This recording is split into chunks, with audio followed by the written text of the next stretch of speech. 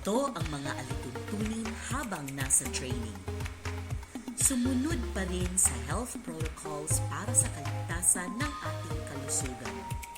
Hanggat maaari ay i-maintain pa rin ang physical distancing, magsuot ng face mask kung kinakailangan, at magdala ng alcohol o sanitizer at palagi ang mag-sanitize ng ating mga kamay. Pahalagahan ang oras ng bawat isa. Dumating sa takdang oras ng training o maging maaga, ang inyong attendance ay i-check ng Secretariat ng Course Management Team bago magsimula ang training at maging sa pagbalik galing sa health break. Iwasan ang paggamit ng cellphone o iba pang devices.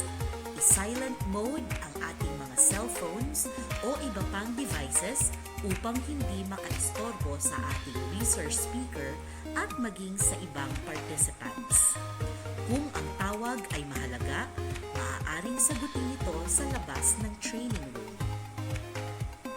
Makinig ng mabuti at mag-participate. Inaasahan ang lahat na mag-focus at makinig ng mabuti upang maraming matutunan. Ang lahat ay inaanyayahang magtanong at magbigay ng komento. Mag-participate po tayo at maging bukas sa mga ideya at opinyon ng bawat isa. Magsuot ng nararapat na kasuotan. Magsuot ng akmang kasuotan para sa ating training. Ang attire para sa training ay smart casual. Clego. Clean as you go. Panatilihin po natin ang kalinisan ng ating training room. Kumpletuhin ang Client Satisfaction Survey Form o CSSF. Ang online CSSF ay maaaring i-scan sa pamamagitan ng QR code o sa link na ipa-flash sa screen sa huling araw ng training.